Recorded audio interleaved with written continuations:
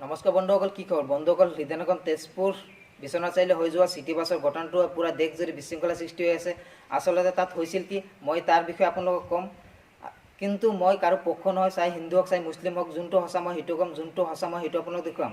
আচলতে তাত সেই গাড়ীৰ কণ্টেক্টাৰৰ লগত এজন মুছলমান মৌলবীৰ ভাড়া লৈ পিনে তৰ্কাতৰ্কি হৈছিলে, আৰু তৰ্কাতৰ্কি যেতিয়া হৈ আছিলে তেতিয়া চিঞৰ বাখৰ হৈ আছিলে, আৰু চিঞৰ বাখৰ শুনি পিনে মাজৰ পৰা ছোৱালী এজনী আহি পিনে, গুঞ্জন নামৰ ছোৱালীজনী আহি পিনে সেই মুছলমান মানুহটোক সিহঁতৰ দল সংগঠন আনি পিনে মাৰধৰ কৰিছিলে, আৰু গাৰ কাপোৰ চাপোৰ ছিঙি পেলাইছিলে, আৰু পুলিচ প্ৰশাসনক গতাই দিছিলে।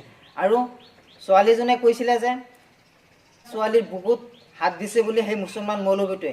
আচলতে সেই মুছলমান মৌলবীটোৱে ছোৱালীৰ বুকুত হাত দিছিল নে নিদিছিল সেই ভিডিঅ'ৰ ক্লিপকেইটা মই আপোনালোকক দেখুৱাম।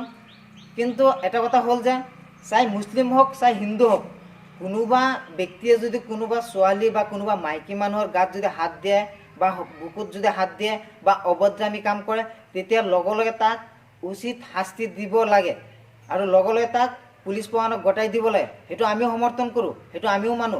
কিন্তু কোনোবা ব্যক্তি যদি মিছা চলেৰে বা মিছা কথাৰে আহি পিনে যদি কাৰোবাক যদি আঘাত দিয়ে বা কাৰোবাক যদি এই মাৰপিট কৰে, কিন্তু সেইটোতো আমি কেতিয়াও মানি নলওঁ।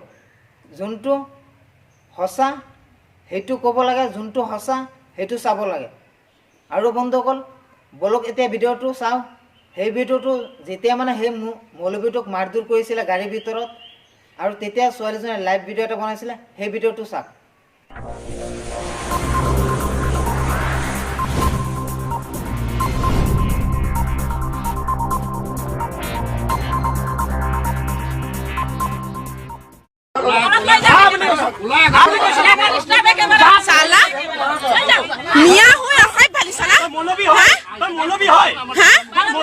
গোটেই গাড়ী ছোৱালী কেনেকুৱা ব্যৱহাৰ কৰি আহিছ তই?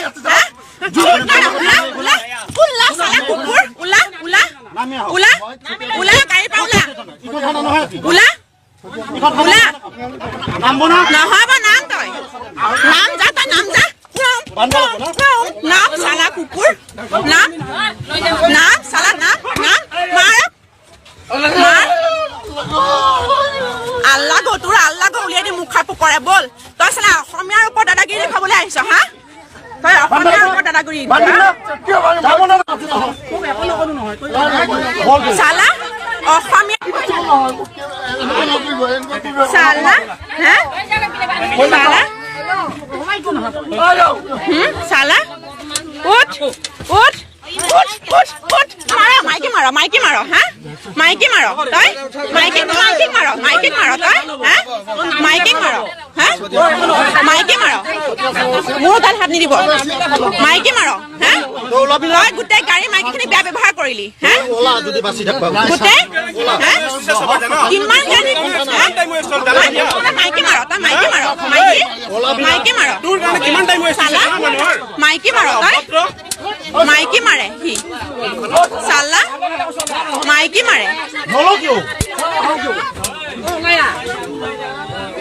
মাইকী মাৰে চালা সি, মাইকী মাৰে। হুলস্থুল কৰিবিনে আৰু? হুলস্থুল কৰিবিনে আৰু? হুলস্থুল কৰিবিনে? হুলস্থুল কৰিবিনে সেইটো ক, নহলে তোৰো গালত বজাই দিম। নহলে একদম শান্তিৰে বহিয়া মাত। কিমান মানুহ আছে মাত, কিমান মানুহ আছে মাত। হুলস্থুল কৰিবি হা? এফালে চা, হুলস্থুল কৰিবি, হুলস্থুল কৰিবি। সি মোৰ অকাত চাই তাক মই অকাত দেখুৱাই দিলো, তই চাও কৰিবি হুলস্থুল। একদম চুপ চাপ বহিয়া, তহঁতৰ ইয়াত দাদাগিৰি নচলিব কিন্তু। মই তলুকৰ ৱাইফ হয় চালা। আৰু বন্ধুসকল, এতিয়া চাওক, ছোৱালী কৈ আছে যে সেই মুছলমান মৌলবীটোৱে ছোৱালীৰ বুকুত হাত দিছে বুলি। এই ভিডিঅ'টো চাওক। মাইকী বা কোনোবা ছোৱালীৰ এজন মুছলমান মানুহে কথা নাই বতৰা নাই ঘপককৈ বুকুত হাত দি দিব, আপোনালোকে সহ্য কৰিব? মই নোৱাৰো সহ্য কৰিবৰ কাৰণে মই আজি দি দিছো যে গাত ভালকৈ, আৰু তাক মই আজি এনেকুৱাকৈ পিটিছো মানে মোৰ বহুত দিনৰ মনৰ হেঁপাহ এটা মোৰ পূৰণ হৈ গ'ল।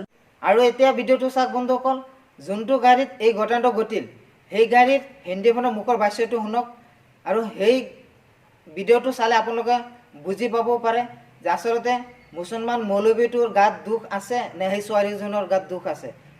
কিন্তু সেইদিনা হৈ যোৱা ঘটনাটো কেনেধৰণৰ হৈছিল আপুনি অসমৰ ৰাইজক অপেক্ষাৰত যিখিনি ৰাইজ আছে আজি নিৰপেক্ষ ৰাইজসকলে জনগণে আচলতে সত্যটো উলিয়াবলৈ কাৰণে বাট চাই আছে গতিকে সেই বিষয়ে আপুনি যিহেতু গাড়ীত আছিলে নিজেই আপুনি মূল কণ্ট্ৰাক্টৰ তো আপুনি এই বিষয়ে কি দেখিছে আপুনি যদিও দীঘলীয়া নহয় মানে ছোৱালী আমাৰ গুঞ্জন প্ৰিয়াৰ ক্ষেত্ৰত আপোনালোকে গাড়ী ভাড়া লৈ চমুকৈ আপুনি ক'ব বুলি আমি আশাবাদী প্ৰথম কথা হ'ল কি যিটো আহিছে আপোনাৰ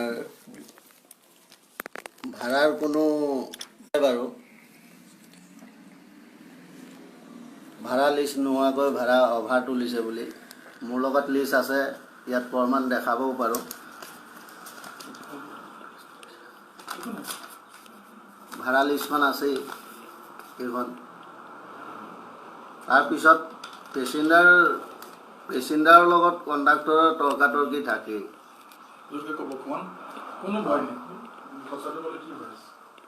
আৰু তাৰপিছত পেচেঞ্জাৰৰ লগত তৰ্কাতৰ্কি হোৱাৰ পিছত যি হৈছে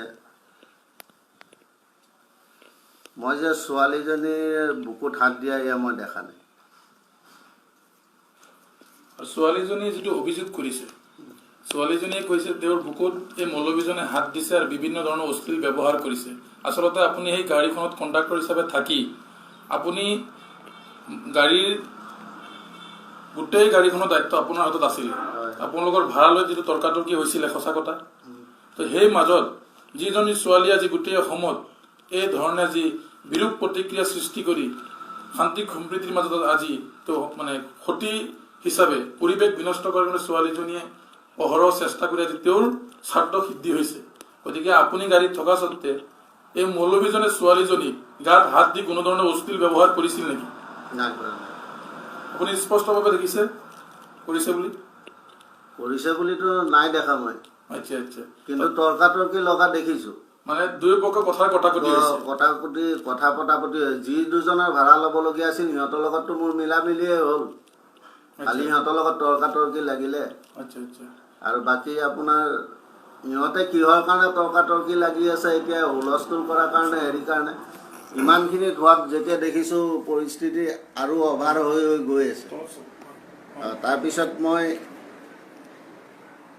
ক'লোঁ যে এনেকৈ যদি হেৰি হ'ব নোৱাৰে তেনে থানাতে ৰাখি দিয়ক গাড়ী এনেকৈ ক'লে তো আপুনি গাড়ী যেতিয়া ৰখাব বিচাৰিছিল হয় থানাত ৰখাম বুলি জামুগুৰি হাট থানাত বুলি আপুনি ৰখাম বুলি নিজে কৈছে নিজে কৈছোঁ থানা বোলো জামুগুৰি থানাতহে পাম আৰু ক'ত পাম আচ্ছা আচ্ছা তো ছোৱালীজনী কি কৰিলে তেতিয়া জামুগুৰি থানাৰ তাৰপিছত কৈছে নহয় চেক পোষ্টতে ৰাখি দিয়া মানে সোণামুখ চেক পোষ্টত ৰাখি দিয়া বুলি ক'লে আচ্ছা আচ্ছা আৰু আমাৰ ছোৱালীজনীয়ে যিখিনি কথা ক'লে আজি এই পুলিচ সোণামুখৰ যিটো আউটপোষ্ট চেক পোষ্ট যিটো আছে পেট্ৰল পোষ্ট বুলি কয় এইখিনিত গাড়ী ৰখোৱাৰ পিছত তেওঁ হিন্দু জাগৰণ মঞ্চৰ যিখিনি বিষয়ববীয়াক মাতি আনিছিল সেইসকলৰ সৈতে ছোৱালীজনী মাৰপিট কৰাটো আপুনি দেখিছে সেইটোতো ভিডিঅ'ত দেখাই আছে ভিডিঅ'ত আছে কিন্তু ভিডিঅ'টো সকলোৱে গম পাইছে কিন্তু আপুনিও দেখিছে হয় পুলিচ আছেই আচ্ছা আপুনি দেখি কোনো মাতবোল দিয়া নাই একো কোৱা নাই তাত আৰু ক'ত ক'ব পাৰিম আৰু ক'লে দেখোন ময়ে হৈ যাব কণ্ডাক্টৰ এজনে হাত দিছে বুলি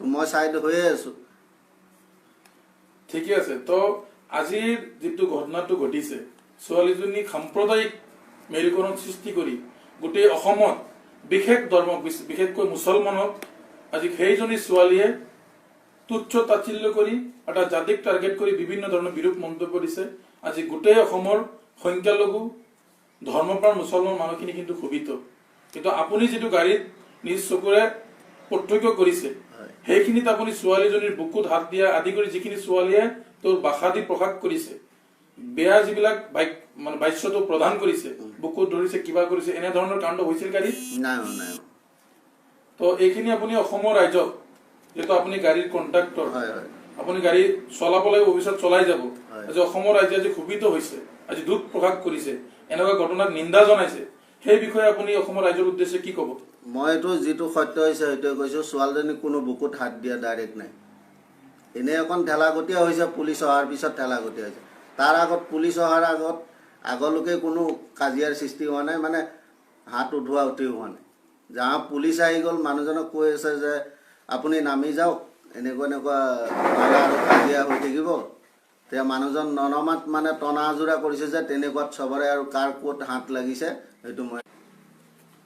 তো এতিয়া আপোনাৰ ছোৱালীগৰাকী আজি কেইবাটাও তো নিজস্বভাৱে আপত্তিজনক বক্তব্য প্ৰদান কৰিছে যে আজি এজন মুছলমান মানুহে তেওঁৰ বুকুত হাত দিয়াটো তেওঁ নিজে মানি নলয়।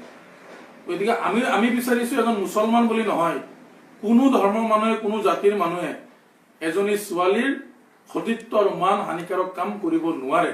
আইনমতে নাই, আমি বিৰোধ কৰোঁ। আৰু এনে কাম হলে আমি অসম